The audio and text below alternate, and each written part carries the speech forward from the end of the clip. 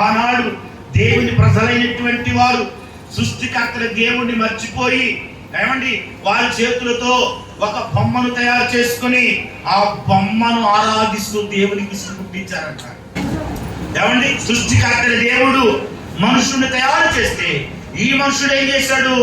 దేవుని తయారు చేసుకున్నాడు. ఏ దేవుడు? ఒక బొమ్మ తోడను తయారు చేసుకుని ఇదిగో నీవే నా దేవుడు అని ఏమండి ఆ బొమ్మను ఆరాధించడం మొదలు పెట్టారండి వాళ్ళు. అప్పుడు దేవుడికి ఏమొచ్చిందండి? విసుగు పుట్టింది.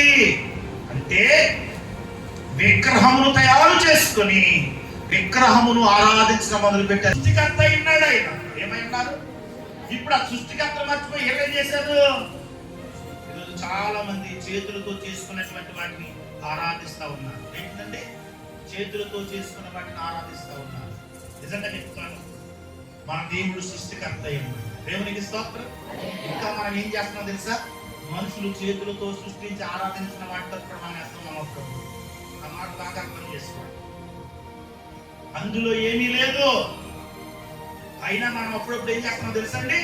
సృష్టికర్త దేవుని ఆరాధిస్తున్నాం. మనం కూడా ఏం చేస్తున్నామండి? వాటి వైపు పరిగెడుతున్నాం. పరిశుద్ధ గ్రంథంలో ఎఫ్రాయిం అనేటువంటి ఒక వ్యక్తి ఉన్నాడు. ఎవరండి? ఎఫ్రాయిం.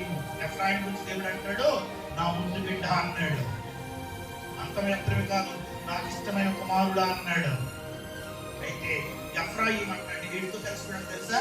చూడండి ఏమన్నా వాక్యంలో హోషేయ గ్రంథము 4వ అధ్యాయము 17వ వచనం. వీటితో కలిసిపోయాడు. సృష్టికర్తని దేవుడిని ఆరాధించవలసిన వాడు ఏమండి విగ్రహములతో కలిసిపోయాడు. అందుకని అంటాడు ఎఫ్రాయిము ఎవరు తిప్పములేని అప్పం వంటి వాడైపోయాడు. ఎఫ్రాయిము ఎవరు తిప్పలేని అప్పం వంటి వాడు. అప్పం అంటే ఏంటి? రొట్టె. నువ్వు పొయ్యి మీద రొట్టేసావు, ఇప్పుడు ఆ చేతికి ఏం చేయాలి? మరి రొట్టె ఏం చేయాలమ్మా? తిప్పకపోతే ఏమవుతుందమ్మా? పొయ్యి మీద రొట్టె వేసి బయటకు వచ్చి మాట్లాడుతున్నావు. చేసి మాడిపోయిందని పరిగెట్టుకొస్తావు. అప్పటికే సగం రొట్టె ఏమైపోయింది? మాడిపోయిన రొట్టె తింటాను పని చేస్తుందా? పెట్టలోకి తప్పు పని చేసి తింటాను. అలాగే ఎప్పుడైనా ఏమైపోయాడంట? ఎవరో తిప్పము లేని అంటే ఏమైపోయాడు? మాడిపోయాడు, పనికిరానుడు అయిపోయాడు. ఈ రోజు నేను అంటాను సంగమా, దేవుని పిల్లలముగా సృష్టికర్తను ఆరాధించవలసిన నీవు నేను కూడా సృష్టికర్తను విడిచిపెట్టి ఒకవేళ దేవుడు చేయొద్దన్న వాటిని మనం కల్పించుకునేక వాటిని ఆరాధిస్తే ఆయనకి ఏమొస్తుందో తెలుసా? కోపం వస్తుంది, విసుగు పుడుతుందండి. దానివల్ల ఎఫ్రాయిము ఎలాగైతే మాడిపోయాడో మనం కూడా ఏమవుతుందో తెలుసా?